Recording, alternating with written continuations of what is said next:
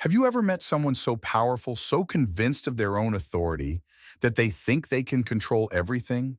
I'm not just talking about controlling people or empires. I mean controlling nature itself. What do you think happens when that kind of limitless arrogance crashes against something it can't possibly control? Do you back down, or do you try to do the unthinkable?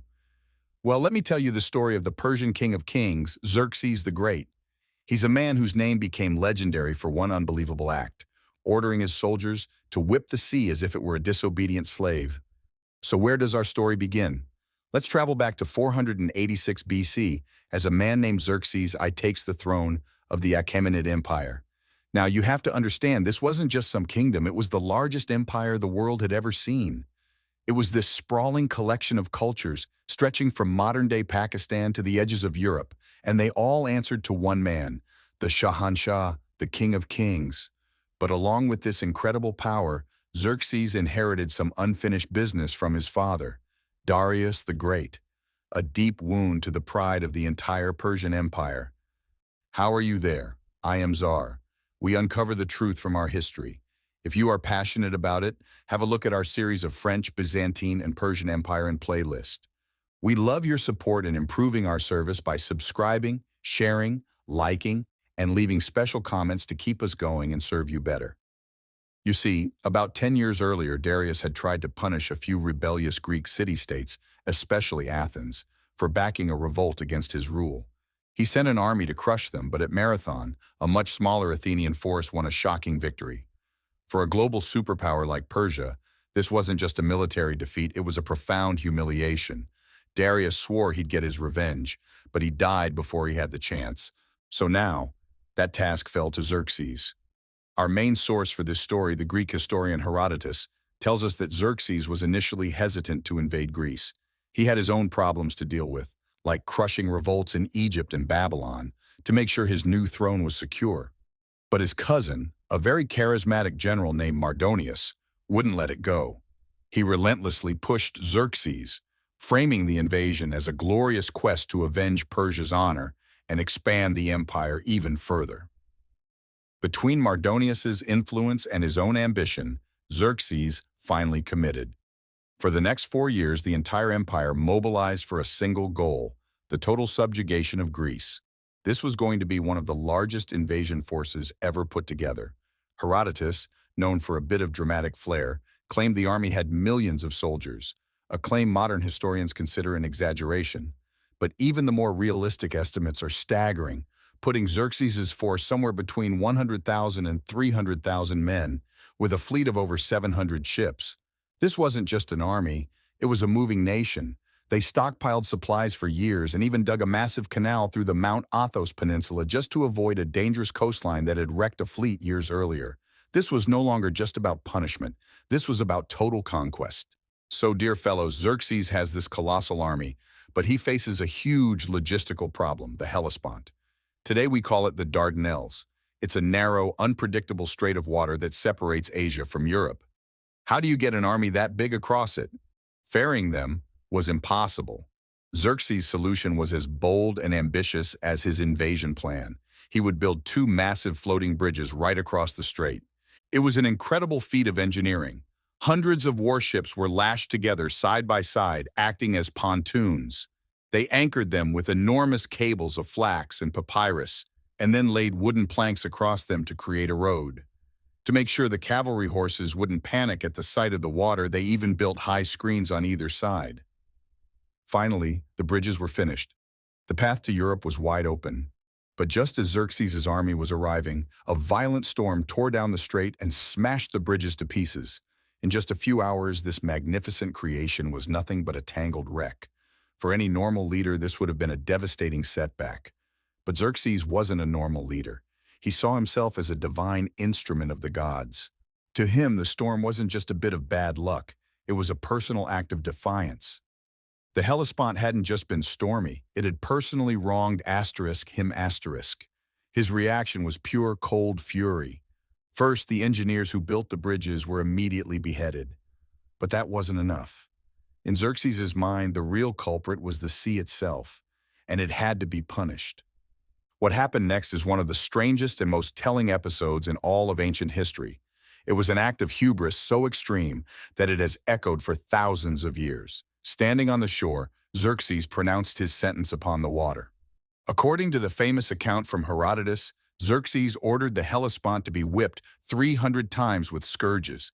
Can you just imagine that scene? Soldiers marching down to the water's edge to lash the waves with their whips. And as they did it, they shouted a bizarre, pre-scripted speech directly at the sea. Herodotus wrote down the words, "You bitter water, our master thus punishes you, because you did him wrong, though he had done you none. Xerxes the king will pass over you, whether you want it or not." This was a ritual of pure domination. The speech frames the sea as a rebellious subject who has dared to wrong its rightful king. But the humiliation didn't stop there.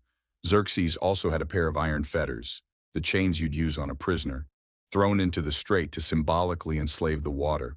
Herodotus even claims he sent men to physically brand the water with the king's mark, just like you would a runaway slave. So you have to ask yourself, was he actually insane, or was there a twisted method to all this madness? Many modern historians believe this was a calculated piece of political theater. Think about it. His troops' confidence was shattered.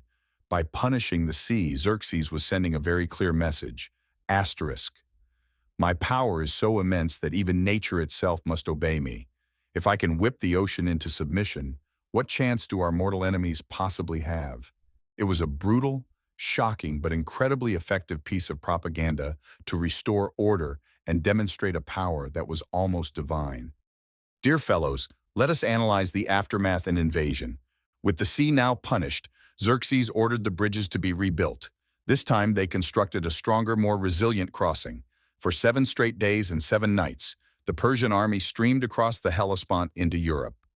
Herodotus gives us this memorable image of Xerxes watching the whole procession from a marble throne, suddenly weeping at the thought that of all those hundreds of thousands of men, not a single one would still be alive in 100 years. It's a famous anecdote, a brief moment of human reflection right before the onslaught began.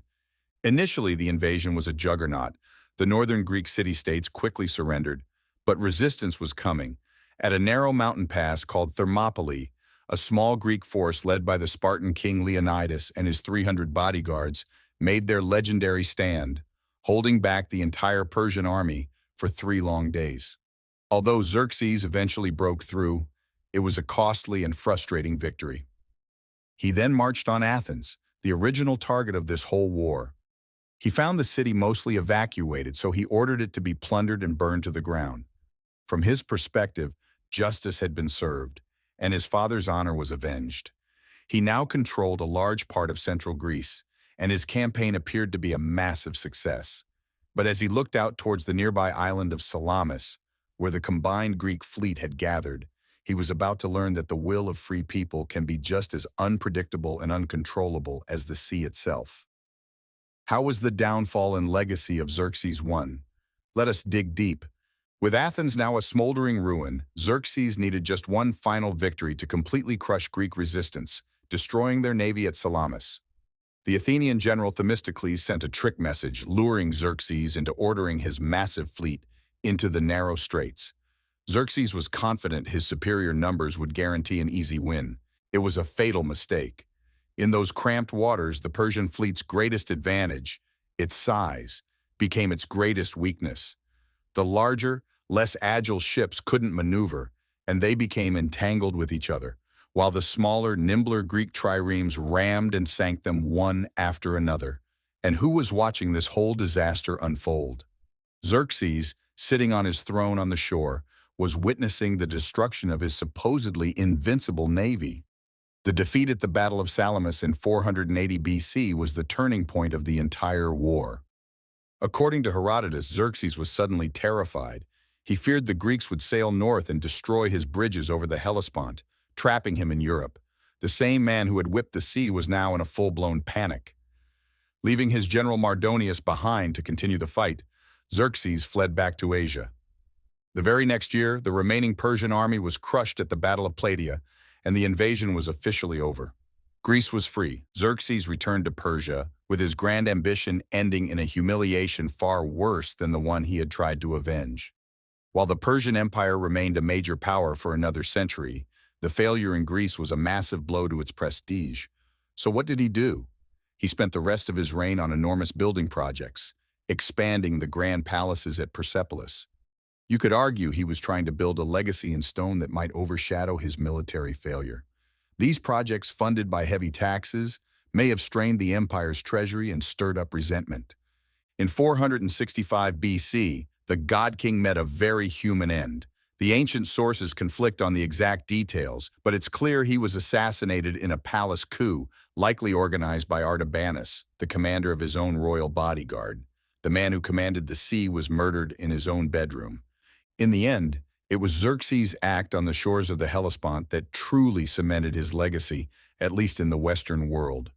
Passed down by Greek and Roman writers, he became the ultimate symbol of hubris, that dangerous, blinding arrogance that makes someone challenge the natural order of things. He was the king who thought he could beat the sea into submission, only to be defeated by the unyielding will of a people fighting for their home. So what can we take away from the story of Xerxes and his war against the ocean? It's a timeless lesson about the true limits of power. He believed his will was absolute, that he could command the very elements themselves. But he discovered that some forces, whether it's the power of nature or the human spirit, simply can't be conquered by force. His attempt to whip the sea serves as an eternal reminder that the world doesn't always bend to the will of tyrants, and that hubris often leads to a spectacular fall. If you enjoyed this story of ancient arrogance and incredible history, make sure you subscribe and hit that notification bell for more tales from the past that you won't believe are true. Thanks for watching.